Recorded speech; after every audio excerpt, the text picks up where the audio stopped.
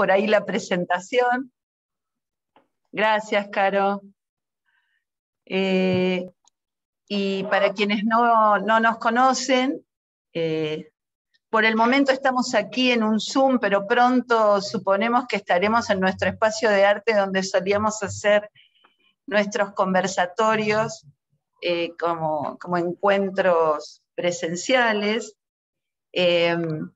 Pero estamos aquí en función de la Fundación Juanito, que es una institución dedicada a la protección de la infancia que tiene más de 26 años, y en una de los, hay varias ventanitas en las cuales están coordinadores, profesionales de la institución, con quienes vamos a compartir hoy, muchos amigos y personas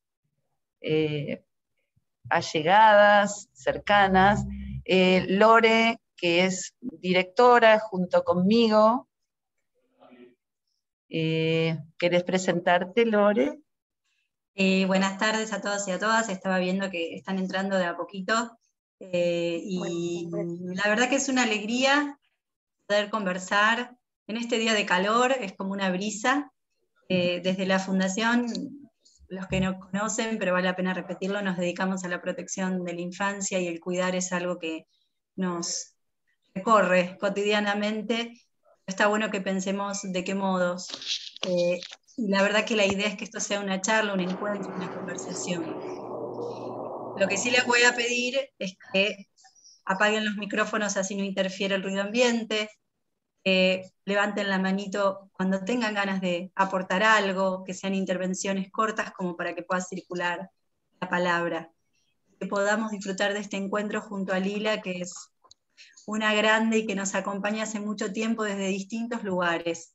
Yo también quiero decir que de la mano de Lila hemos compartido el espacio de arte teatro.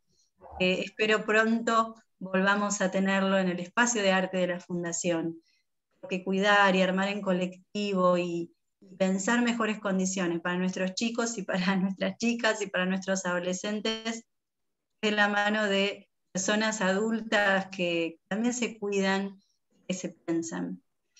Desde la Fundación Juanito entonces les damos la bienvenida.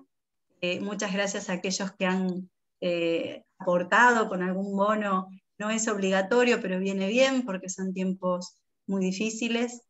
Ahora afortunadamente la pandemia nos está dando un respiro, ya están todos los chicos vacunados y los adultos que acompañan también, y empieza a vivirse la vida como queremos, ¿no? Con la tranquilidad de poder encontrarnos, de poder circular libremente, y parece que eso también dio lugar a que se rompan todas las cosas en la Fundación. Se rompió el lavarropas, el termotanque, el calefón, el techo, así que viene bien toda la ayuda, porque también eso es parte del cotidiano. Así que bueno, muchas gracias a todos por estar acá, y avanti a la charla. Bueno, me interesa comentar que es tan oportuna, ¿no?, la conversación de hoy, porque estamos viviendo un momento muy particular. Un poco decía Lore, esto de la cuestión del cuidar para nosotros es muy nodal, pero pensaba también en los efectos de la pandemia, en la altura del año, en los agotamientos, y en la necesidad de que no lo perdamos de vista, ¿no? Gracias. Así que a Lila le agradecemos muy especialmente que haya tomado este tema, que para recordarlo es la formación de agentes de salud, educación y justicia en perspectiva de cuidando. Ahora nos va a contar ella un poco mejor, porque este gerundio, ¿no? Y hospitalidad y prejuicios. Les quiero contar un poco, además de ser nuestra amiga, Lila es licenciada en psicología y especialista en psicología clínica con orientación psicoanalítica por la Universidad de Buenos Aires. Fue docente de numerosos seminarios de posgrado en instituciones nacionales e internacionales. Actualmente es coordinadora general del Seminario Niñez, Adolescencia y Familia, lo parental, lo vincular, problemáticas recurrentes, dispositivos y modalidades de intervención en la Universidad de Buenos Aires, y profesora a cargo de las materias las violencias, violencia familiar y parejas, parentofilial y fratria, en la carrera de especialización Psicología Vincular de Familias con Niños y Adolescentes, y la maestría en Vínculos, Familia y Diversidad Sociocultural del Instituto Universitario del Hospital Italiano.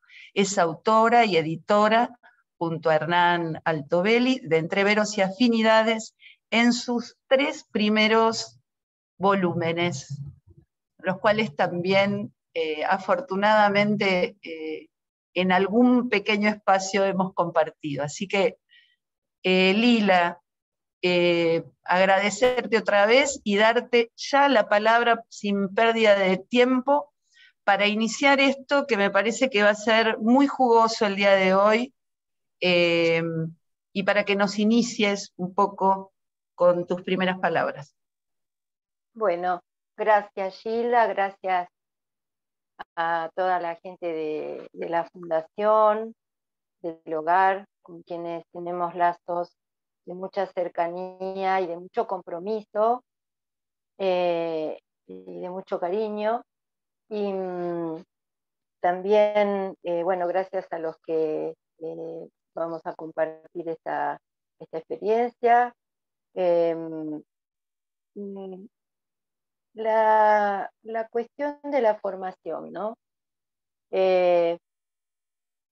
Bueno, tengo que decir que me dedico desde hace muchos años a 2 cuestiones en simultáneo, que me parece que se entreveran y que es preciso prestarles enorme atención. Una de ellas es el tema de la formación de los agentes de salud y como está pensado en clave transdisciplinaria.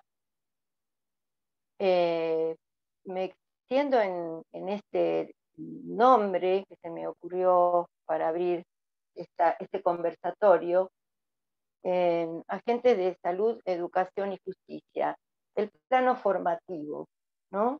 Y el plano de las intervenciones, las prácticas. Y la perspectiva de cuidando, que de a poco la vamos a ir abriendo,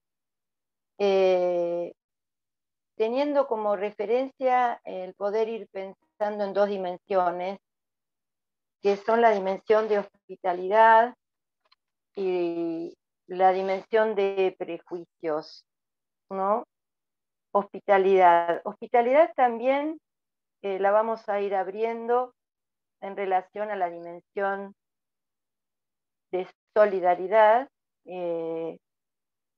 de disponibilidad, y la dimensión de prejuicios está en la línea de los racismos y las violencias, pero no digamos las más flagrantes, sino que a mí personalmente me interesa investigar cómo en todos nosotros, los agentes de salud, educación y justicia, nos habitan invisiblemente, más o menos invisiblemente, cantidades de estigmas que reproducimos, y donde esa labor del cuidando queda absolutamente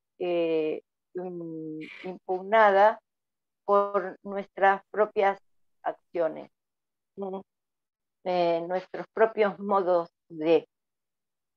Y, bueno, en ese sentido armé un pequeño recorrido para que lo vayamos reflexionando conjuntamente. Son reflexiones como pinceladas acerca de ciertas capacidades necesarias de desarrollar de sensibilizar y si es preciso de construir, ¿no? Voy a empezar por desplegar la capacidad de estar disponible, tomando algunas notas de escritos del pensador francés François Jullien, que bueno, él es filósofo y se le ocurrió que para poder tener una mirada un poco por fuera de todos los patrones del pensamiento occidental, él se dedicó a ser sinólogo, que es el estudio de la cultura china, y encontró allí, como él lo explica, no un modo comparativo de los universos, sino una manera de poder correrse, de quedar absolutamente capturado por unos patrones de pensamiento que impiden el pensamiento, ¿no es cierto? Entonces, él empieza a desplegar algo que le llama alterar el edificio occidental del dominio de sí, ¿no? Tenemos un micrófono abierto, ¿no? Bueno, lo vuelvo a decir, es un punto de donde él empieza a transitar alrededor de esta capacidad de estar disponible para alterar el edificio occidental del dominio de sí. Tengámoslo ahí en un costadito, pues ya vamos a ir viendo qué es esto del dominio de sí. Bueno, él nos comenta que en China la disponibilidad está en el principio del comportamiento del sabio, ya que la capacidad de conocimiento tiene como condición el vaciamiento de la mente. Conocer no es hacerse una idea de algo, sino volverse disponible a algo, ¿no? La idea del vaciamiento de las ideas es muy interesante, ¿no? El vaciamiento de las ideas. Y nos plantea que implica vaciarse de fines, vaciarse de proyectos, de elecciones, de objetivos, todo un poder basado en el dominio. O sea que esta idea de dominio de sí ya empezamos a ver con qué él lo va ligando, ¿no? Que todas estas figuras, las ideas, ¿no? Tener ideas, tener objetivos, apuntar a determinados fines, propósitos, etc. Nos van empezando a ambientar con a qué se refiere cuando él dice dominio de sí. Pareciera ser que la idea es una forma de ejercer el dominio de sí. Y nos dice que abstenerse de privilegiar nada, de presumir, de proyectar, sería algo que empieza a desarmar, ¿no? Un gesto de abstenerse de acopiar, ¿no? Esos elementos, ideas, fines, proyectos. Por supuesto, todo esto es en clave de lo preestablecido, ¿no? Tener ideas previas, pero acá él pone el acento en ideas. Por eso dice vaciar la mente, ¿no? Mantener en pie de igualdad todo lo que se escucha, por más incongruente que parezca, mantener una atención difusa y no focalizada, o sea, no regida por más intencionalidades, ¿no? La idea de suspenso. Y lo dice también como sobrevolando en suspenso. Es un estado lo que le está describiendo. Es un estado. Un estado donde la idea, o las ideas, los propósitos, o los objetivos, no nos tengan capturados, sino que se pueda estar como en un estado de flotabilidad, y nos plantea estar atentos, pero a nada en particular, ¿no? Estado que atenta a la anteposición de la idea o las ideas, o sea, de los prejuicios. Esta es una primera cosa que a mí me parece muy importante, que es que él nos hace ver que la idea es la materia prima del prejuicio.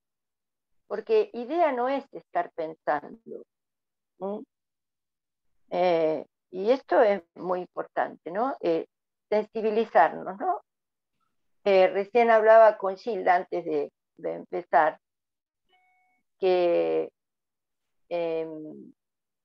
poder pensar como estamos pensando es algo fundamental a la hora de la formación de agentes de salud, educación y justicia, porque eso nos opera y opera a la hora de las decisiones, de la construcción de criterios sobre las vidas de todos quienes están transitando por, bueno, las instituciones donde trabajamos, ¿no? Entonces, ubicar el estigma de la construcción de la lógica del prejuicio es algo así como visibilizar de una manera muy sutil y fina cómo se llega a eso, cómo se construye la lógica del prejuicio, la lógica de la idea que arma la posibilidad de el prejuicio, y que eso implica en sí mismo una arbitrariedad. Lo prejuiciado es una arbitrariedad. El estado de dominio de sí, nos decía François Julien, ¿no? El estado de dominio de sí está tejido por preconcepciones, o sea, ideas previas.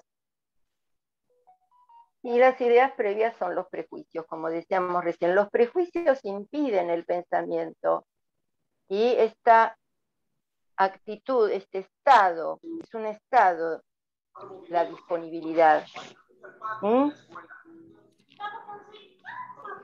En relación al tema de la atención, ¿no? ¿Qué sería estar atentos? Estar atentos. ¿Qué sería una atención que no se deja conducir por su intencionalidad, nos dice él? Y es una atención dispersa, nos dice. Uno está atento, pero al mismo tiempo tiene que haber algo, como decía antes, sobrevolando en suspenso, ¿no? Tiene que haber algo que esté atento, pero no algo específico, que sería el prejuicio, ¿no? Lo que puede capturar esto. El prejuicio que tengo, la idea previa, de dónde parto para medir.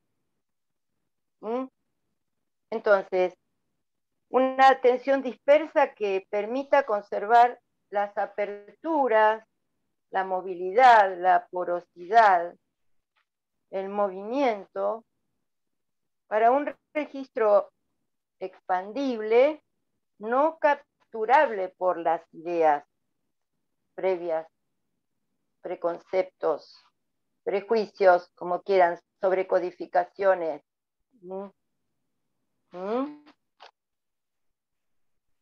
La disponibilidad. La disponibilidad como un gesto ético, estratégico, teórico. Es una disposición, sin una disposición fija. Él trabaja como con una lógica de paradoja. Es una disposición sin una disposición fija, ¿no?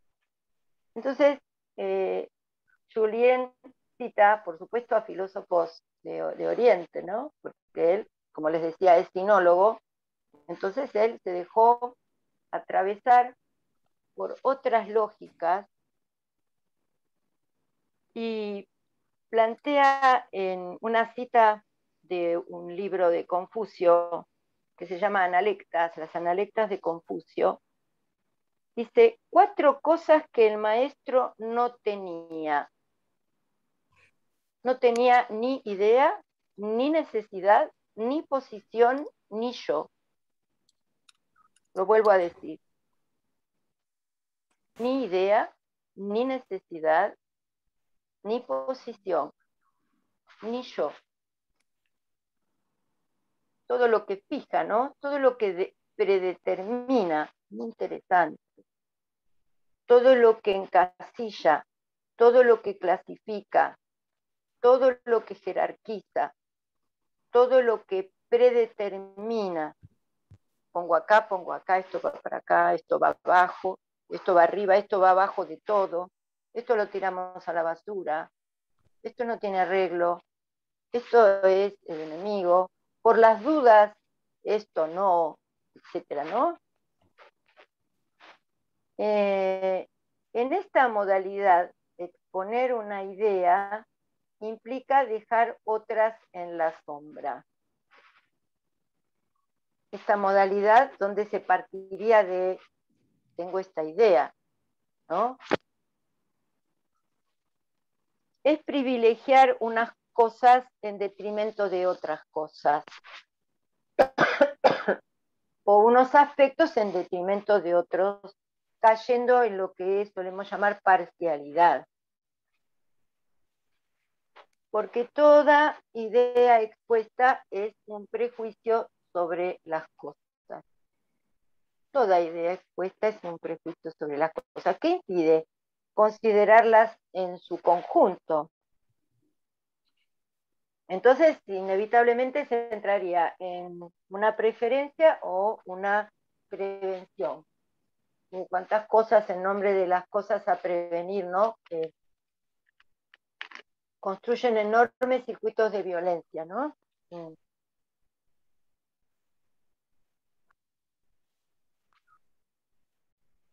Bueno, si alguien quiere decir no entiendo nada, es muy vago, bueno, la idea es conversar, ¿eh? Así que hay que conversar, ¿eh? Yo voy avanzando y vamos conversando. A mí esto último, hola, ¿cómo estás? Esto último que dijiste, ¿no? ¿Cómo estás? Sí. Con gusto. Hola, Mariel. Bien, que las ideas, bueno, son parciales, que son prejuicios, y esto último, ¿no? Bueno, que hay que tomarlas en su totalidad, porque si no son parciales, y que construyen circuitos de violencia. Eso es como que no me quedó claro, esto último. Claro, esto sería, ¿viste cuando al principio él dice alterar el edificio occidental del dominio de sí? ¿Viste? Acá, por ejemplo, dominio de sí, el dominio de sí estaría determinado por la potencia de la idea, ¿no? La idea previa, porque acá es muy interesante cómo él plantea que las ideas fijas y predeterminadas impiden el flujo de pensar. No es lo mismo tener ideas que estar pensando, y menos estar pensando con quienes estoy ahí, con quienes estamos, por ejemplo, acá entre nosotros, o con quienes asistimos. Entonces, esa sería la idea del dominio de sí. El dominio de sí, entiendo. ¿sí? Es algo Es el que prejuicio.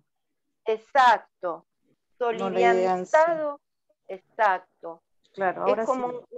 un elemento que nos da solidez, como porque viste que dice, fuerte, viste lo que plantea, dice, alterar el edificio occidental del dominio de sí, como que él está planteando un paradigma que atraviesa la lógica del pensamiento occidental. ¿Sí? Por eso el tipo se puso a estudiar sinología, porque dijo, quiero encontrar un punto lo más lejano posible para la lógica típica de todo el pensamiento, de todas las filosofías de Occidente, que son las estructuras epistemológicas de las ciencias sociales, por ejemplo, que es lo que nos interesa a nosotros. Yo lo planteo porque me dedico al tema de la formación, ¿no? Lo investigo. Me interesa meterme en esto porque voy a entender cómo construir herramientas para deconstruir las violencias que están invisibilizadas a la hora de formar agentes de salud, educación y justicia. Y aparte, cómo sensibilizar esos cuerpos, para que ellos registren otras cosas que las lógicas del dominio de sí obturan. ¿Se entiende, Mariel? ¿A dónde apunto? Clarísimo. Ok, bueno, no sé si está muy claro, porque es difícil lo que me busqué para traer, pero me parece que Sí, tenemos a que mí, ser... a mí me Está bien. aparece esto de la cuestión de la clasificación, de la necesidad en tiempo y forma, ¿no? Tal como lo dice el aparato jurídico, ubicar condiciones, ¿no? Determinadas condiciones, y me preocupa, por lo menos en primera instancia, cómo romper eso, ¿no? Que es tan complejo, porque como vos también estás trayendo, son esas las máquinas de poder, digamos, ¿no? Sí, Rápidamente, al parecer, a cualquiera de nosotros desprevenidos, nos vendrían a dar algunos claro. cachetazos. Es lo que posibilita que, por ejemplo, uno está conversando con quien sea, y el otro dice, ¿y cómo no va a ser así? Si esto es así, bueno, es así esto, ¿no? Con todos los temas, con la pobreza estructural, con los temas de género, los temas de crianza, los temas del erotismo, los temas de las relaciones de poder económico, pero sí, claro, es así esto. O sea, esto es el armado, el andamiaje del conjunto de ideas, las columnas del sostén de unas determinaciones, y lo vuelvo a leer porque es fuerte, el edificio occidental del dominio de sí, ¿no? El dominio de sí tiene que ver con la categoría de yo, ¿no? La categoría de yo, que es otra de las columnas de esta modalidad, ¿no? Esta modalidad de una lógica, porque estamos hablando de una lógica que estructura Occidente, ¿sí? Por eso este tipo tomó un punto de vista muy, muy importante. Entonces, dice, estar atentos, pero a nada en particular, ¿no? Es estado que atenta a la anteposición de la idea o las ideas, o sea, los prejuicios. O sea, esta manera de estar atentos, pero a nada en particular, atenta contra ese imperio de la idea previa, vamos a decir. O sea, cuando decimos idea previa, estamos hablando de prejuicio. Entonces, ese estado de dominio de sí está tejido por preconcepciones, o sea, ideas previas. Y las ideas previas son los prejuicios. Los prejuicios impiden el pensamiento y la disponibilidad. Bien, habíamos llegado a lo de las Analectas de Confucio, donde decía 4 cosas que el maestro no tenía, ¿no? O sea, ni idea, ni necesidad, ni posición, ni yo. Y en esta modalidad, exponer una idea implica dejar otras en la sombra. O sea, cuando se tiene una idea, se deja otras en la sombra. Pero hay grados, ¿no? Yo pensaba que en nuestras prácticas, a veces cuando tenemos que discutir criterios para tomar decisiones, sea en el campo transdisciplinario, sea intradisciplinario, en un equipo de trabajo, esta cuestión de la modalidad de exponer la idea, implicando dejar otras en la sombra, por ejemplo, ya es un elemento de impedimento de flujos de recombinación, ¿no? Por ejemplo, el problema es cuando las ideas, aparte de que ya tienen la característica de que están puestas previamente, hay otra cosa que se suma, que es cuando se radicalizan. Pero no es un solo problema, son dos. Primero que hay una idea previa, prejuicio, y después puede sumarse la radicalidad. Ahí cuando se arman guerras, ¿no? Y que vieron que las decisiones que hay que tomar para las familias, los niños, quedan supeditadas a las guerras, a las disputas de esos yoes de los que decía que el maestro para Confucio no tenía ni idea, ni necesidad, ni posición, ni yo, ¿no? Bueno, empieza acá a empezar algo más complejo, ¿no? Entonces dice, el predominio de la idea es privilegiar unas cosas en detrimento de otras, o unos aspectos en detrimento de otros, cayendo en la parcialidad. O sea, este imperio de la idea que impide desarmar. Por ejemplo, uno podría decir, bueno, agarro la idea y la muelo, la desarmo. Las ideas que haya ahí en el entre se pueden desarmar y se pueden recombinar en el sentido de armar nuevas relaciones entre los elementos de las ideas, ¿no? Eso podría ser un camino, que sería la idea de vaciarse, ¿no? La idea de vaciarse no es que, no, no, es que ¿qué hacemos con las ideas que se presentan para que no sean elementos que ejerzan violencia de lo preconcebido, sin acompañar los procesos que tenemos que acompañar? Dice, porque toda idea expuesta es un prejuicio sobre las cosas que impide considerarlas en su conjunto.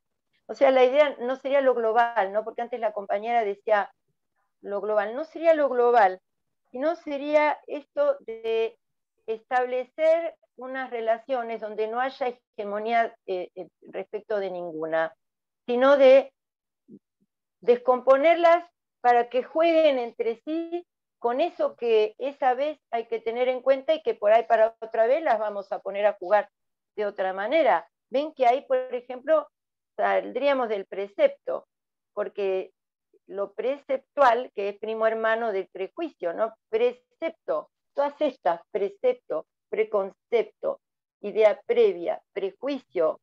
Bueno, después vamos a ir viendo el caminito, que este caminito lo hizo Janine Puget, cómo esto nos conduce directamente a la idea de racismo, ¿no? Que es la manifestación de las mayores violencias bajo esa figura. También primos hermanos todos estos de los esencialismos, ¿no? Claro. Entonces, se entra así en un régimen de preferencia o prevención que lastima o evita o impugna la posibilidad de ese juego de desarmar los elementos, desarmar las ideas, estar disponible a desarmar las ideas, a ponerlas a trabajar entre, a pensar como estamos pensando, de acuerdo no a algo abstracto, sino a ese niño, a esa familia, a esa coyuntura, a esas circunstancias, porque lo que sirve para una circunstancia puede que para otra sea para nada aplicable, ¿no? Entonces, si exponemos una idea, nos dice Julien, nos impone una necesidad, un hay que, dice, hay que, un dictat, proyectado sobre la conducta, al cual obedecemos. Palabra importante, obedecemos. Resulta entonces una posición fijada, otro elemento importante, fijado, obedecer, hay que, necesidad. O sea, ven, se va armando una serie de desgracias, como decía en Hamlet, Shakespeare.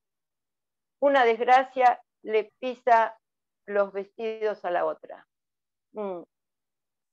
Y entonces, obedecemos, al cual obedecemos, resulta una posición fijada, donde el estancamiento, otra palabra, estancamiento, anula el pensar. ¿Vieron? Todas las palabras que va diciendo son tan oportunas. Anula el pensar, el juego del pensar, del entrepensar, del copensar, transformador, móvil. El registro, anula la disponibilidad. Ya vamos a ir llegando a disponibilidad. Parece fácil, es un estado, una disposición, una capacidad, como decíamos hoy a la mañana con Sole Dawson hablando de esto. Julien nos dice, un yo centrado y preso de su posición, rigidizado, reducido, empobrecido y portador de prejuicios.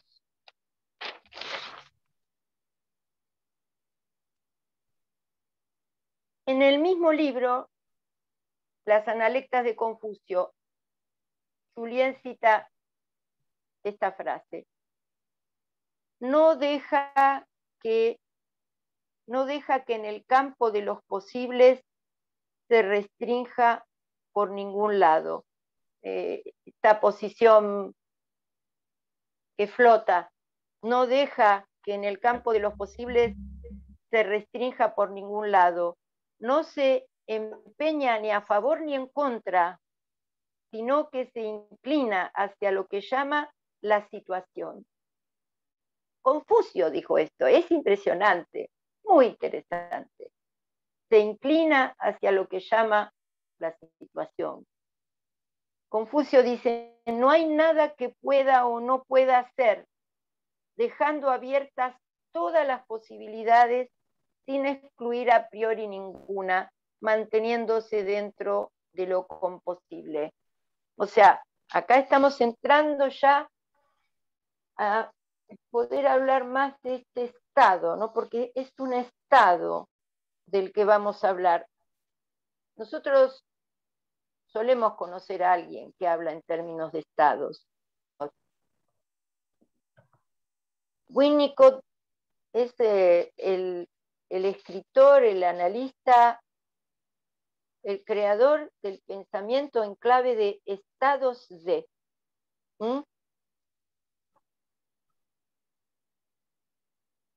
Otro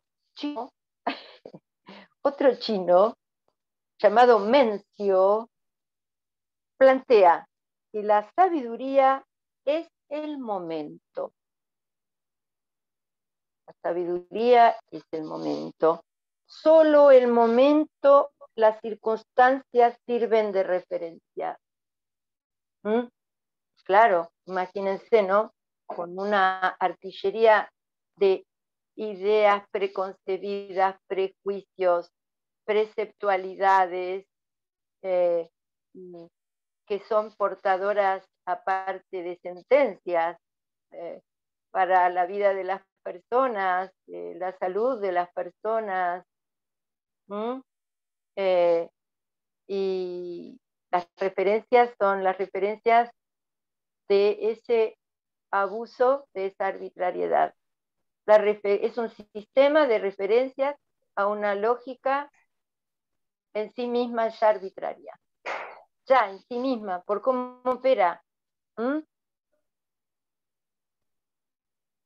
Por eso plantea que esta otra manera de ver las cosas se inclina hacia lo que llama situación. La sabiduría es el momento, sobre el momento. Las circunstancias son las que sirven de referencia. ¿Cuáles? Las que sean que hay que considerar. Y nos dice, la sabiduría no tiene un contenido que la predisponga. Acá de nuevo, ¿no? No tiene otro contenido que volverse disponible en ocasión del momento, renovándose incesantemente. Ahí está, ¿no? Renovándose. Es un pensamiento de flujos móviles, renovándose permanentemente. El tema del justo medio ya no consiste en quedarse en el endeble y miedoso, a veces especulativo, medio camino, entre opuestos y temiendo el exceso, ni tanto ni tampoco. La idea de la balanza, hay una categoría, la frónesis, o sea, la prudencia, como el camino hacia la virtud, ¿no? Entonces, acá la balanza evitaría aventurarse tanto hacia un lado como hacia el otro. Ese sería una referencia a un modelo de virtud, de prudencia, de algo que buscaría la equidad. Ese es el justo medio, perdón, es la propuesta de los griegos, ¿no? Es la de los griegos, exacto. Claro, y la exacto. La frónesis. Claro, exacto. Miren lo que dice Wang Fuji, que es otro chino. Dice, para Wang Fuji es poder hacer tanto lo uno como lo otro. Mantener el abanico completamente abierto, sin rigidez ni evasión, disponible a cada solicitación que surge, sin desatender ni obstaculizar esa ductilidad. O sea, no busca esto, sino que sigue volando ese suspenso para ver de acuerdo a lo que va desplegándose. Quizás, si jugamos con la idea de la balanza, podría estar así la balanza y estar registrando que esas condiciones para esa situación son las proveedoras para cuidar de la vitalidad y de las condiciones de existencia. No es que, no, seguramente porque la idea del justo medio, de la frónesis, es que si corremos un poquito para acá y otro poquito, y bueno, vamos a estar bastante justos, ¿no? Esto es un a priori, porque puede ser la peor de las injusticias, porque no tenemos en cuenta lo que está pasando. ¿Quién estaba hablando? ¿Alguien por ahí? Acá tiene Gabriela Gaspar, tenés el micrófono abierto. ¿Querés hablar, Gabriela? No, lo apagó. Bueno, no sé si había alguien que quería hacer una pregunta. Avancemos, ¿eh? Sí. Sí. Bien. A mí me aparece esto, cuando vos haces esta invitación. Nosotros tenemos un momento para trabajar muchas veces, que es un momento intensivo del PAF, lo llamamos nosotros, que es de nuestro programa de acompañamiento y fortalecimiento familiar, ¿no? Lo paso a nuestra experiencia concreta. Pero pensaba también la dificultad para que justamente nos sentemos con esta apertura, con esta permeabilidad, ¿no? Y sortear también que todos, en alguna medida, aparentemente al menos, estamos pensando en situación. Entonces, me resulta a veces como difícil el trabajo sobre esa tensión, ¿no? Que implica que en realidad todos nosotros estamos implicados también en las situaciones y que tenemos una responsabilidad sobre la existencia de muchos otros. ¿No? Sí. Y por el otro lado me aparece esta cosa muchas veces también de la celeridad, de la necesidad del resultado, ¿no? Para la resolución de las situaciones, ¿no? Tuviéramos que dar una respuesta acabada. Claro, lo voy a sacar de ese escenario y lo voy a poner en otro, para ver el tema de la celeridad. Porque la celeridad es uno de estos elementos perturbadores. ¿Por qué? Y porque es un ataque al pensamiento. Por ejemplo, el otro día estábamos diseñando un dispositivo para un seminario de un área de posgrado de la universidad. Bueno, entonces estábamos tirando ideas, a ver, para renovarlo, para no dar siempre lo mismo, bueno, por esa inquietud así de siempre de creativa. Entonces, una de las personas con los que estábamos haciendo esa tormenta de ideas, dice, bueno, pero podemos abrir un aula y les damos 5 minutos para que lean un material y después abrimos a una puesta en común. Claro, porque era muy corto el horario total de la clase. Y ahí paramos todas las rotativas y nos dimos cuenta que antiguas las rotativas estoy, ¿no? Entonces, claro, entonces nos dimos cuenta que en 5 minutos nadie puede pensar. Nadie puede dejarse habitar por un estado de disponibilidad al registro de lo que entre quienes estén ahí se ponga a flotar. Entonces, yo porque tomé el tema de la celeridad, ¿no? Es como, rápido, rápido, hay que decidir esto porque tal cosa, porque que puede aparecer. Son estas microfísicas de la cotidianeidad, ¿no? Donde caemos como chorlitos. Por ejemplo, ahí la potencia para desactivar el edificio, como dice Julien, alterar el edificio occidental, ¿no? Eso del dominio de sí, por ejemplo, cuando empezamos nosotros a ubicar estos elementos, ahí está lo que dice Alejandra. Claro. Comentalo, Ale, si querés, porque es interesante. Esto implica una mirada microfísica, intersticial, así, donde el tema... Hola, Ale, ¿cómo te va? Hola, no, muy chiquitito porque es muy Dale. Muy interesante todo lo que planteás. Pero hace poco yo estaba en una experiencia donde me decían, basta de mediaciones chicles. Y me daban 15 minutos para trabajar. Y yo sinceramente me sentía sumamente incómoda porque ni yo podía prepararme, ¿no? Entonces esto de los plazos y los tiempos y los instantes y todo lo que se puede ir gestando, pero que se necesita de esto, ¿no? De estar disponible. Y después, te lo voy a pasar, Lila, porque tengo un dibujito que es japonés, que es como, no sé si es japonés o chino, pero habla de la escucha, y es muy interesante porque ellos en ese dibujo, que así escriben, aparece la imagen del oído, de los ojos, del corazón y de la atención. Y dicen que la escucha tiene que ver con todo eso, ¿no? Pero no dejan de lado esto de la sensibilidad de quien escucha, de ese corazón presente. Bueno, las dejo. Claro. Sí, no, fantástico, porque es una resonancia.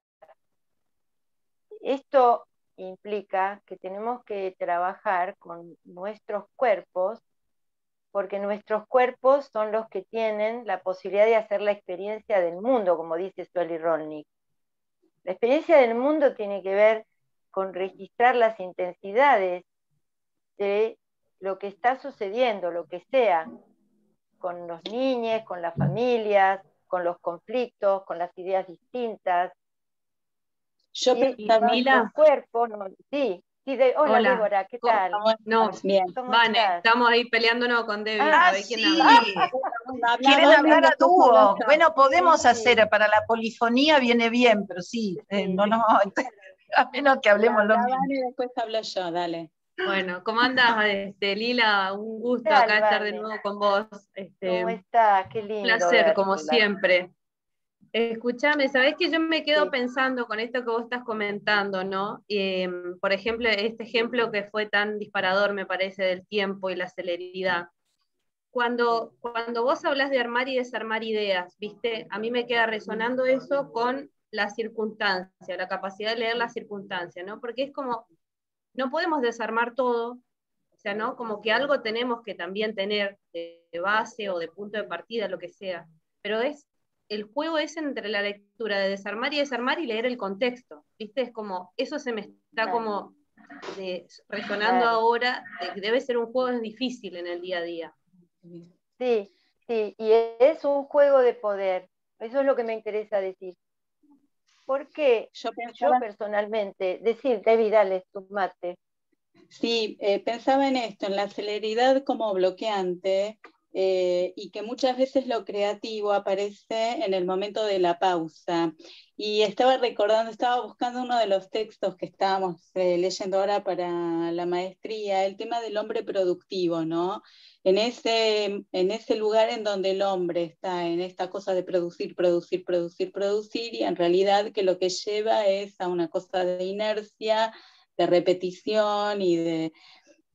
eso por un lado, y por otro lado, alguien hablaba de las resoluciones chicle también, es como por otro lado no caer en tanta pausa y que hayan situaciones que se hagan muy chicles para resolver, porque esas cosas que no se resuelven tenemos que pensar que son personas, niños, niñas, que están ahí de alguna manera también, digamos, está la vida de ellos también en juego.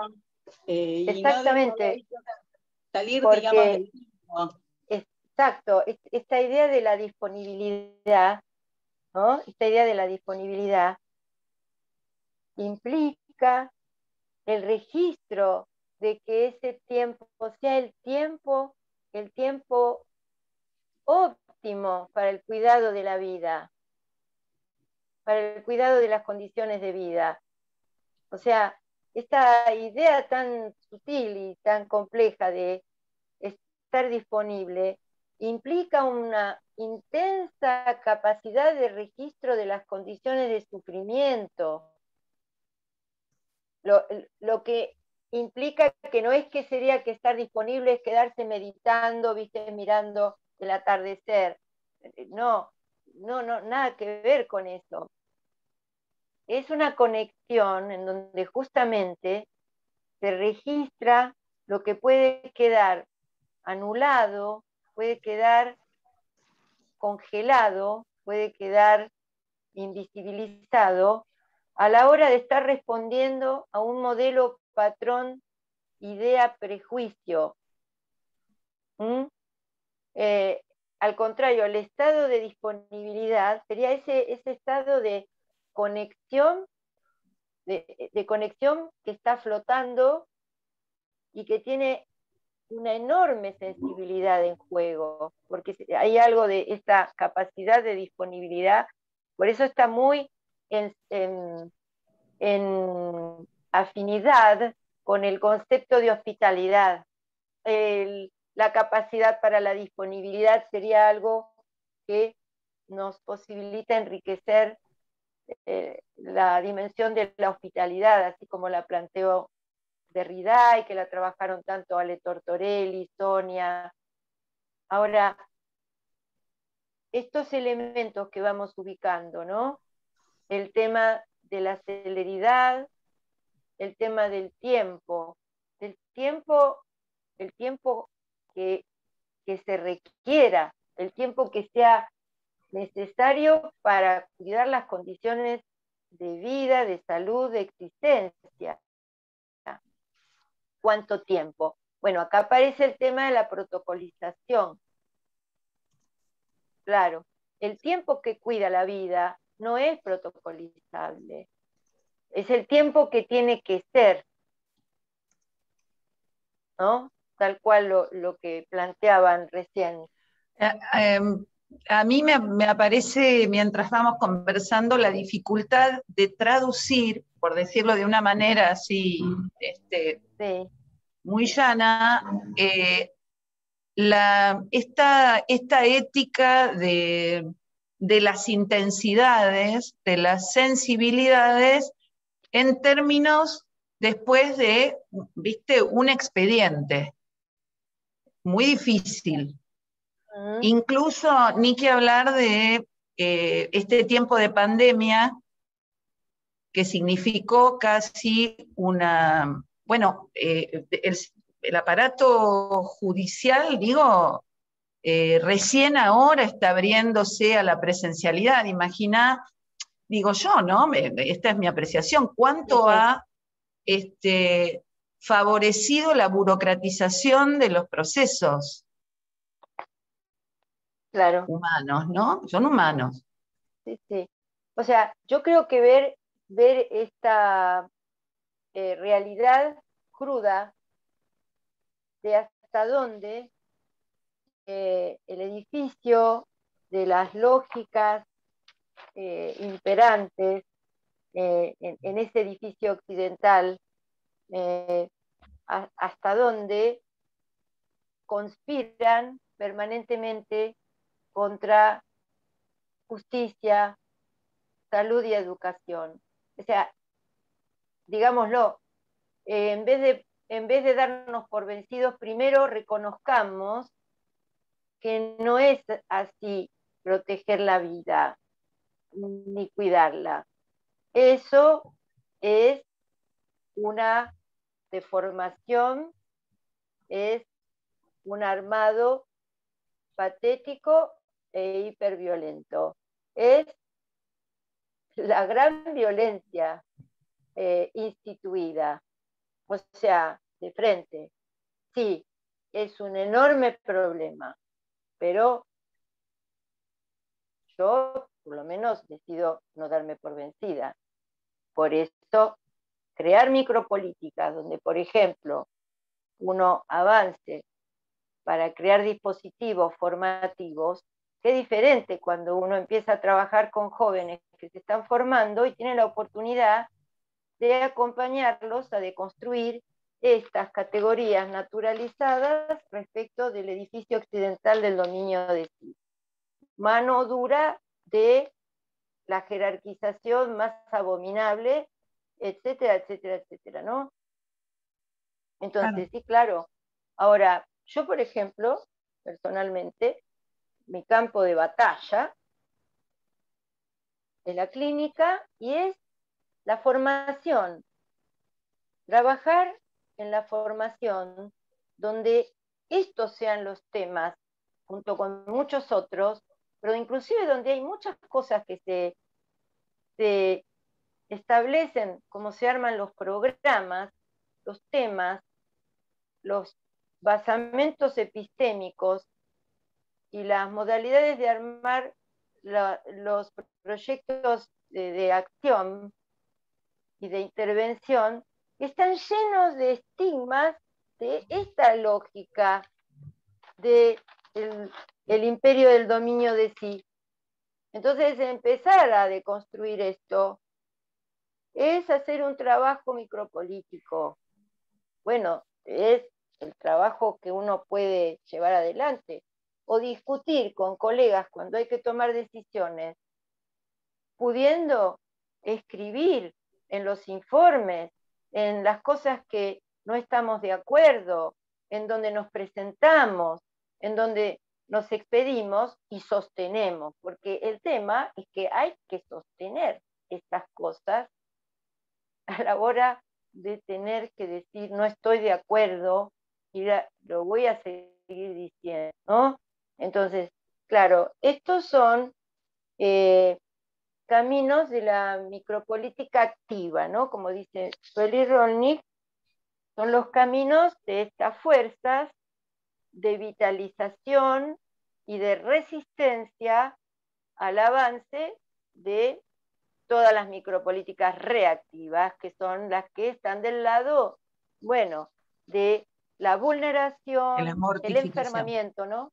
La mortificación, ¿no? Familias enfermadas, niños enfermados, niños vulnerados, familias vulneradas, no vulnerables. Dejemos de decir eso. Familias vulneradas, niños enfermados por las modalidades de clasificación y de operatoria de diagnósticos y tratamientos, niños sobreclasificados, sobremedicalizados, pero primero calificados para que queden en el peor de los lugares para su vida. O sea, bueno, entonces, estas son acciones micropolíticas. Formarnos y formar. Por ejemplo, una persona formada con esto y que adhiere, porque puede ser muy conservador y esto no le parece bien, porque le parece bien que los blancos son superiores y los negros son para ser esclavos. Y bueno, si piensa eso, ¿yo qué puedo hacer? Piensa eso. Pero hay mucha gente que a la hora de la deconstrucción se da cuenta y dice, ¿cómo yo estaba haciendo esto? Estoy entonces trabajando para el enfermamiento. Estoy trabajando para la vulneración. No, tengo que hacerlo de otra manera. Y en mi equipo de trabajo voy a llevar otras ideas. Y voy a empezar a ver si propongo tal cosa. Estas son las famosas cuestiones de la micropolítica de la que habla Sueli. ¿En dónde? En salud, en educación, en justicia, en la familia, en el barrio, en la pareja, en la sexualidad, en la crianza, en el erotismo. Campo micropolítico. Entonces, ahí vamos. ¿Sí? Pensaba claro, que cuando vos hablas de formación también lo decís porque te leía en tus trabajos, ¿no? Sobre la formación, pero también lo informe en ese sentido, ¿no? La posibilidad de que... Bueno, totalmente, porque Winnicott, que tiene enormes, no solo esta dimensión, yo he leído trabajos de filósofos que estudiaron la obra de Winnicott y encuentran que tiene un pensamiento que tiene más que ver con Oriente que con el edificio occidental, ¿no? Uno es esta. Él habla de la idea de forma y de formarse, ir tomando forma, justamente como esta idea que trae Julien de eso que uno presta atención pero está todo el tiempo flotando. Bueno, él lo trabaja con la idea de lo informe, que dice, lo informe no es una forma fija. Claro. Pero no es que no tiene forma, es una forma permanentemente en posibilidades de transmutación, transformación, movimiento, flujo. Eso lo dice Winnicott, en realidad es juego, en un cuadradito así que hay por la mitad del libro, dice lo informe y explica, claro, son estados. El estado de lo informe es eso que se diferencia, se disloca de las formas fijas. Todo lo que tiene que ver con la fijeza, certeza, la radicalidad, lo predeterminado, es lo que nos conduce al territorio del sufrimiento de la vitalidad. ¿Por qué? Porque la sujeta, la sugestiona, la constriñe, la cafillea, como dice Sueli Rolnik, la consume, la succiona, la succiona, la aplasta, todo eso, ¿no? Entonces, bien, ahí avanzo un poquito más con esto y podemos entrar a poner a discutir el concepto de cuánto tiene que ver esto con el concepto de hospitalidad, con el concepto de entre, y cómo esto nos conduce a esta idea de cuidando, ¿no? Porque el cuidando es una disponibilidad, el cuidando es un estar disponible para un hacer. Por eso, no el cuidado como un sustantivo, sino el cuidando como lo usa Winnicott con playing, being, living, el estando en el ir en el ir viviendo, Claro. ¿no? En esa dimensión. Por eso el cuidando, porque en realidad es una actitud, como dice Julien, nunca garantizable de antemano. Habrá que atravesar la experiencia, ¿no? Antes cuando decíamos no objetivos, ¿no? O no proyectos.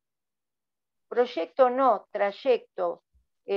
No objetivos, experiencias, ¿no? Modifica enormemente la dimensión a habitar. Eso nos modifica, nos saca de la fijeza. A nosotros nos saca de la fijeza. La primera intervención a hacer es con nosotros. Exactamente. Mónica, dale. Sí. ¿Cómo te estás, va? Lila? Qué Qué lindo suerte. escucharte. Yo también celebro muchísimo que la disponibilidad esté atravesando las prácticas de los agentes de cambio, porque la verdad que eso es una revolución. Claro. Poner a los agentes de cambio en cuestión y trabajar desde su compromiso en su crecimiento personal, porque estar disponible es estar conectados con su propio cuerpo. ¿Qué le está pasando a ese agente de cambio que tiene la responsabilidad de no ser protagonista y que tiene que acompañar a los que tienen que resolver esto, que son las mismas personas Claro. que están en cuestión, ¿no? Seguro. O sea, y eso me parece de una inmenso salto para trabajar. Sí. Exacto, es un salto, y como vos decís, tanto es así que Guattari le llama la revolución molecular, ¿no? Por esto, por lo intersticial, porque es eso Tal cual. microfísico que se mete así, y se nos mete a nosotros en las entrañas de nuestro inconsciente, que esa es la maravilla del concepto de microfísica. El concepto de microfísica es que nos dicen estos autores que uno puede tener un inconsciente absolutamente radicalizado y operando para reproducir formas de dominación. Tal cual. Entonces, el trabajo es con de qué modo empezamos a hacer la revolución molecular. Pero que eso, como somos vinculares, ¿no? Nos vamos produciendo en la trama, en la dimensión del entramado, de la vincularidad. Eso produce efectos, porque cuando nosotros estamos en una disponibilidad más vital, eso produce efectos. Produce efectos. Porque las luchas que tendremos que emprender van a ser más potentes, más agudas, más puntuales. Vamos a estar mejor presentados para tener filtros para que no nos dañen, porque esa es otra. Los agentes de salud, ahora voy a hablar un poco del cuidando específicamente, lo que vengo investigando, que lo primero que hay que cuidar es al agente de salud, educación Totalmente. y justicia, porque es el que pone el cuerpo en la primera línea de fuego. Porque es bueno, así. ¿Y cuál es la propuesta? Porque a mí no me cabe otra forma que trabajar con el cuerpo. Con el cuerpo, pero el cuerpo, por ejemplo, el cuerpo pensamiento, ¿viste? Ya sin disociarlo. Por eso a mí me gusta mucho, aparte que Julien es un autor fantástico, me gusta porque él nos hace ver la diferencia que hay entre tener ideas y tener vuelos creativos de pensamiento con y entre otros. El pensamiento puede quedar atrapado en la fijeza y en el imperio de las ideas. Las ideas son una cosa diferente al pensar. Totalmente. Pero claro. Digamos, para llegar a la sabiduría que es el momento, ¿cómo llegas a eso? Claro. Y bueno, mira, yo por ejemplo te cuento mi experiencia, ¿no? De lo que me pasa a mí en este territorio que yo decidí comprometerme micropolíticamente de una manera importante, hace 40 y pico de años. Entonces, claro, yo lo voy notando en el trabajo de formación y de covisión y copensamiento de la clínica, en el vínculo con las personas con las que voy caminando. O sea, porque yo no me ahorro esto, ¿qué estoy haciendo acá? Yo todo el tiempo me implico y estoy disponible para poder cuestionar, para poder discutir, para poder proponer, para poder hacer de otros modos posibles. Eso es activismo, eso es activismo, claro, es un activismo. Ahora, uno puede presentar programas, puede desarrollarlos, dispositivos, programas, no solo de programas de un organismo, como tenemos en la facultad, sino que reflexionar para descomponer esos estados de enajenación naturalizados. Eso se traduce después en cómo se trabaja con las niñas, cómo se trabaja con las familias, qué les transmitimos, de dónde los acompañamos a correrse. Por ejemplo, es una idea solamente, idea, flujo. Sí. Si no analizamos el modelo que nos opera, no hay análisis. Totalmente. Un análisis tiene que analizar el modelo que nos opera. Si no, nos quedamos en una cosa de adaptacionismo. El modelo que nos opera. Dentro del modelo está esa familia y no otra, y de esa manera particular. Exacto. Y yo qué sé. Pero hay algo que es el modelo cultural, político, económico, macro, que nos opera como marionetas, y si uno no analiza eso, no hay desugestión posible. Y eso está dentro del campo, por ejemplo, de la psicoterapia, o del trabajo social, o del trabajo entre muchos agentes de salud, cuando tenemos que hablar con las familias y los niños y los adolescentes y discutir entre instituciones. Discutimos con respeto, pero hay que discutir. Bueno, para mí... Sí, a mí me parece que otro soporte que no es otro, que está presente todo el tiempo en esto que es como ir construyendo una perspectiva, ¿no? Es lo colectivo. No podemos, yo no imagino la tarea sin un colectivo singular que nos permite, que obra, ¿no? Como decías, en cada uno de nosotros, pero que es necesariamente en colectivo, ¿no? Es que esto es porque es concebir la disponibilidad, es una dimensión que es imposible pensarla en clave de individualidad.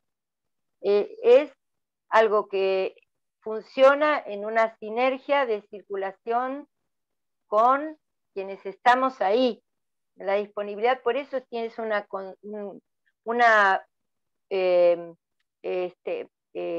experiencia, una capacidad que está tan en afinidad con la otra, que es la de hospitalidad, que es ese estado en donde se produce algo allí donde no hay quien recibe y quien visita, sino que se produce en simultáneo, ¿no? Por eso son muy afines estas categorías, ¿no? Alguien escribió recién algo que estaba bueno. ¿Lo podés decir así lo conversamos? Es lo que dijo Moni recién, ¿eh? Es esto mismo, me parece, ¿no? No sé.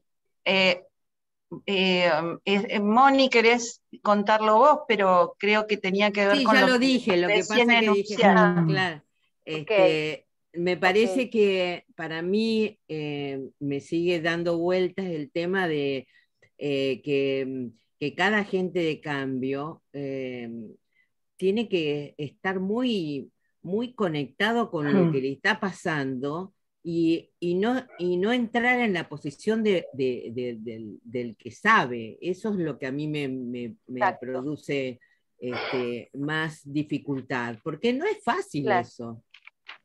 Porque uno se basa en las matrices que tiene. Para poder vaciarse, se necesita realmente un trabajo muy interior para poder estar vaciado de ideas, de estar disponible. Claro, exacto. Sí. Sí, está buenísimo, porque por ejemplo, acá el tema, ¿no? Volvía a lo que había dicho, 4 cosas que el maestro no tenía: ni idea, ni necesidad, ni posición, ni yo. ¿Pero por qué?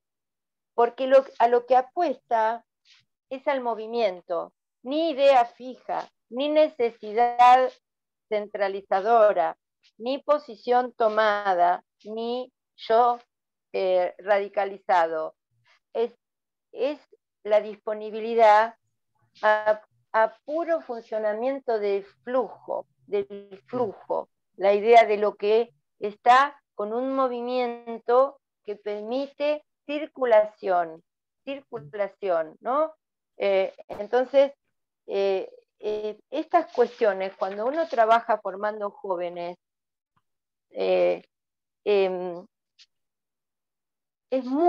a mí me apasiona porque me da alegría, ¿no? Es muy interesante ver la mirada, la transformación de la mirada sobre el mundo y sobre su registro del mundo. Y cómo eso, muy jóvenes, atendiendo a sus primeros pacientes, empiezan a tener una modalidad de crear intervenciones y ir llevando, por ejemplo, los tratamientos, su trabajo transdisciplinario, y a dialogar con abogados, con trabajadores sociales, con otros agentes que están presentes en todo el proceso, aparte de esta cosa que es descentrarse, ¿no? Un gran problema, descentrarse. No soy el único que está trabajando con todo esto, tengo que escuchar a otros, tengo que aprender a dialogar, a discutir y a escuchar, porque voy a aprender de todos estos otros, ¿no? La permeabilidad y la agilidad con que se produce la posibilidad de tomar estas otras lógicas. Eso es algo que yo lo vengo viviendo hace décadas, lo noto. Entonces uno dice, bueno, será microfísico, pero vale la pena, porque algo hacemos. Ya lo creo. ¿Mm? Claro. Ya lo creo. Lila, mira, hay una pregunta sobre la relación con la solidaridad que quedó por ahí para extender, y está Flor Brown, que hace mucho que no la veo, pero que levantó la mano. Me va a dar gusto escuchar también, supongo que a todos. Bueno, como quieras, coordina vos a quien. Dale. Hola, Flor. Hola, Lila, ¿cómo estás? Qué lindo verlas. Hola. ¿Qué tal, Flor? Qué alegría. Bien, bueno, estuve viajando recién, entonces tenía la cámara apagada, pero bueno, estuve escuchando en realidad. Bueno, yo me vengo preguntando mucho cómo cuidar esa disponibilidad, ¿no? Que, bueno, todos los que hemos trabajado en todo este tiempo de pandemia, digamos, realmente se ven los efectos también, ¿no? De esta disponibilidad dañada. Por un lado eso. Por otro lado, bueno, como también a veces las experiencias repetidas, ¿no? No sé, por ejemplo, yo estoy en un equipo de familia, de un centro de salud, y llegan situaciones casi calcadas una a sí misma, a la anterior, ¿no? Y entonces como eso también de alguna manera ataca la disponibilidad, ¿no? La disponibilidad de la sabiduría del momento, eso pensaba. Claro, exactamente. Y sí, es algo, por eso hay que pensar también en cómo cuidar a los agentes de salud, esto que le comentaba antes a Gilda, porque una de las cuestiones que más tenemos que mantener cuidadas en nosotros es la capacidad de registro, la sensibilidad, que tiene mucho que ver con este estado de disponibilidad. ¿Por qué? porque las condiciones adversas, de las cuales nosotros permanentemente todo el tiempo estamos siendo fusibles de esa circulación de las malas condiciones de existencia, de la violencia social, las políticas de desprecio por las condiciones de vida de las personas, nosotros somos fusibles permanentemente. Entonces, sabemos que producimos defensas. Las defensas tienen que ver con el aislamiento afectivo, con la desensibilización. Esto lo trabajó Bauman muchísimo, ¿no? Entonces, ¿cómo hacer para estar disponibles y al mismo tiempo generar filtros para que a la hora de estar teniendo que tomar contacto con esa lava volcánica, no muramos en el intento, como se dice, ¿no? Entonces, bueno, ahí hay otro gran renglón que nosotros investigamos, que es el de los dispositivos de covisión y el dispositivo del trabajo de transformación de la escoria en filtros que permitan a quienes están todo el tiempo poniendo el cuerpo transformar esos estados de mortificación, pero en base a un dispositivo de un pensamiento colectivo, que no es solamente pensar el caso, o pensar la intervención, o pensar la discusión que hay que tener con otro organismo. No, es atender ese estado de mortificación que no alcanza con verlo en la sesión individual. Ese es un trabajo del colectivo implicado. Me hace acordar a los dispositivos creados por Marcelo Viñar, Maren Ulrichsen de Viñar, Janine Puget, Marilú Pelento, que se llaman grupos de palabra. Ellos inventaron esos dispositivos que eran obviamente colectivos y que la gente iba igual, inventados a razón de catástrofes sociales. Los primeros fueron por el terrorismo de Estado, después se usaron mucho, por ejemplo, con lo de Cromañón, claro, en Uruguay, en Europa, con guerras, porque también Caes los pensaba con ellos. Entonces, el dispositivo de palabra es el pensamiento del colectivo grupal afectado por un mismo estrago, ¿no? Y donde si esas personas tienen un dispositivo terapéutico individual, no va a poder hacer ese trabajo que va a hacer en esa polifonía afectada específicamente con ese tipo de dramática que están viviendo. Y eso es transformador, eso metaboliza la escoria, metaboliza la mortificación. Entonces, la creación de esos dispositivos y generar una conciencia, porque eso es sacar del individualismo a las personas. No, claro, hay que juntarse, hay que trabajar para que eso no me haga mierda, porque es eso. No, pero mejor me voy a mi casa y me veo una serie de Netflix, así. Te va y viene. Claro. Entonces, claro, esto requiere siempre la disponibilidad, es un trabajo de enlace con la solidaridad, porque siempre pensando en el entre otros. En el entre otros.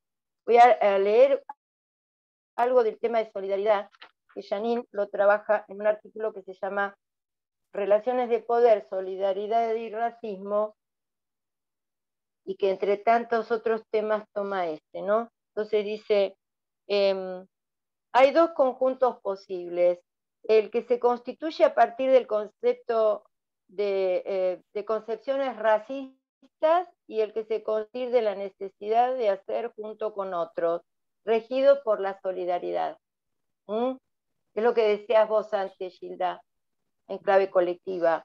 sí. Ahora, después nos dice, lo violentador se presenta con convicciones basadas en creencias, ideas, prejuicios, fantasías, implementadas con un lenguaje de acción que cercena la posibilidad de cuestionar y pensar.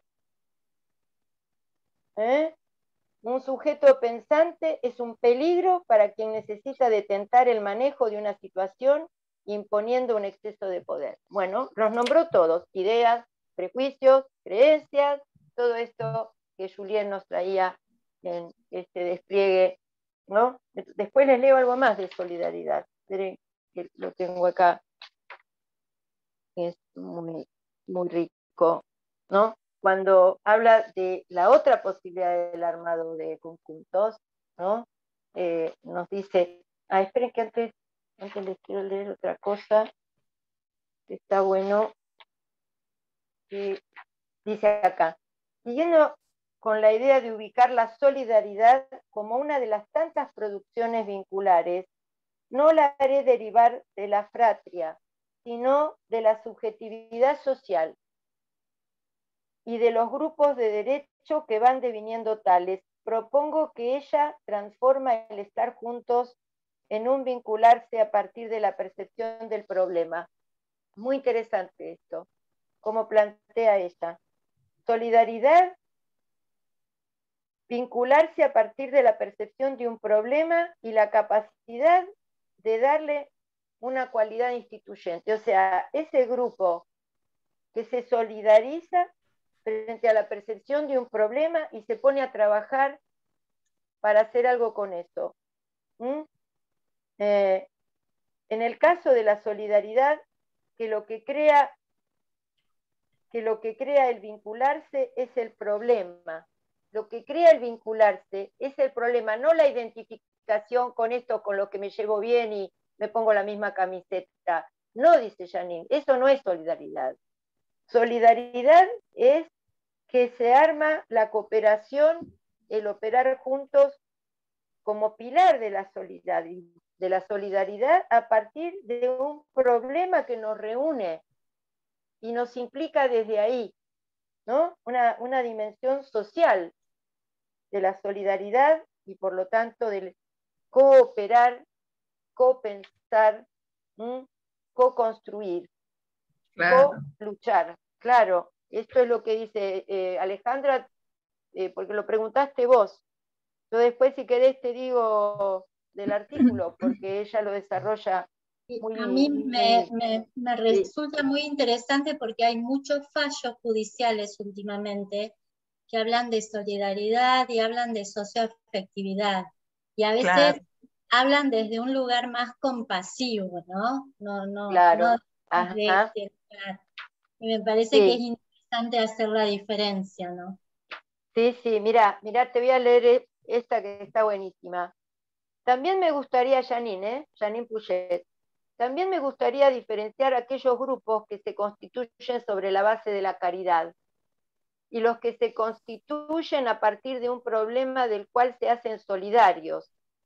En los grupos atravesados por una relación de caridad hay siempre una asimetría, unos o varios sujetos que ayudan a otros que son los que sufren.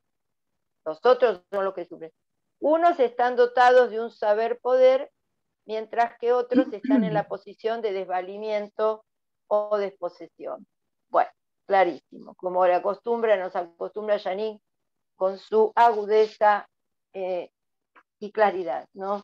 Maravillosa. Que trae a Pichón, trae a Pichón Rivière, muy fuerte como discípula también. Es maravilloso.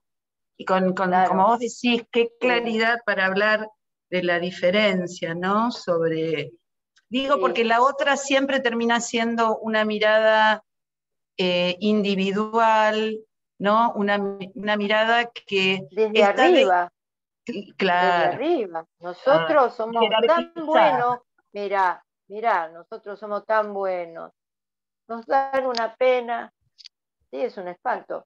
Les voy a leer solamente porque es un poco la hora. Sí, Alejandra. El movimiento de los salvadores de los niños, me quedo pensando. Claro, tal cual. Es eso. Bueno, como es medio la hora, ¿no, Gilda? Les voy a leer solamente 10 renglones de una cosita. Dice, no se trata de cuidar, no se trata de que quienes cuidan y quienes son cuidados. El cuidado o el cuidando sería lo arribante, siempre en un tiempo de inmanencia, siempre en suspenso, que se inaugura en cada instante, siempre por hacerse con gestos entre coordinadores, docentes, terapeutas, colegas de distintas disciplinas, niñas, familias, entre ellos quizá produzcan las condiciones de un común cuidado, quizá, donde él entre en flujo permanente de sensibilidades y afectaciones y disponibilidades para que tenga lugar, no puede nunca tener lugar de antemano. Sería esto de la idea previa. El cuidando no es una causa que traerá el efecto esperado. El cuidando como posibilidad no es ni de uno ni del otro. El cuidando como actitud, gestos, puede quedar impugnado en su posibilidad desde encarnaduras omnipotentes, superiorizantes, donde el hostil arrasa la posible condición de delicadeza a construir en perspectiva de hospitalidad. Bueno, hay un montón más, porque es un documento sobre el cuidando, pero más o menos esto nos puede servir, el estado de disponibilidad, cuidando, hospitalidad, solidaridad en clave de colectivo social, la ubicación de las violencias por el lado de la máxima expresión del prejuicio es el racismo. Por eso Janine, en este mismo artículo, abre la categoría del racismo de todos los días, dice ella, y habla de lo que pasa en las familias, en las instituciones, en las escuelas, donde hay racismos en el sentido de la figura más abyecta respecto de lo que sería una solidaridad entre. Y nos permite situarla para ubicarla, visibilizarla y por lo tanto intervenirla. Bueno, me parece que como corolario del conversatorio de hoy, por supuesto que afortunadamente también no termina acá.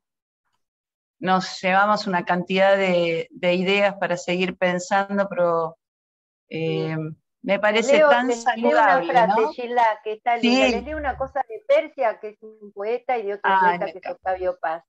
Hermoso. Miren qué lindo. El común cuidado no enlaza, no enreda, no demanda, solo está ahí como disponibilidad que se hace presente cada vez que se la necesita. Y eso lo dice Persia. Y Octavio Paz dice, la vida no es de nadie, todos somos la vida. Hermoso. Hermoso. Bueno, Lila, ¿qué decirte? Bueno, hay una cantidad de mensajes, por supuesto, y los vamos a recoger y por ahí mandártelos, por supuesto. Sería bueno, Lila, están viendo, y a mí también me gustaría poder leer esto de cuidando, algunos materiales después te los mando, sí. Hermoso. Claro. Bueno, les puedo mandar un trabajo de 80 páginas. Claro. En efecto, muy bien. Sí. Bueno, y agradecerte, Lila, agradecerte esto que a mí siempre me produce mucha emoción porque tus palabras tienen la coherencia de los hechos mismos, ¿no? Es decir, haces y promovés lo mismo que estás diciendo, ¿no? Y en ese punto es saludable, es como vos te gusta decir, y nosotras ya adquirimos proveedor. Nos gusta mucho ese término, me parece hermoso, y te lo tenemos que agradecer siempre que estés, ¿no? Se puede armar algo que nos promueve también mucha vitalidad para seguir presentes en estos temas en los que nos metemos, de los que nos sentimos parte, ¿no? Digo, como estabas diciendo recién, en el mejor sentido de la solidaridad, ¿no? Estamos implicados en esta misma realidad que que nos opera, pero que también podemos transformar a partir de esto que llamamos micropolítica. Así que, claro, bueno, por esa luz de esperanza y por esta tarea colectiva, mil gracias a vos y a todos los que están presentes hoy, que pusieron su pensamiento, seguramente su emoción, agradecidísimas.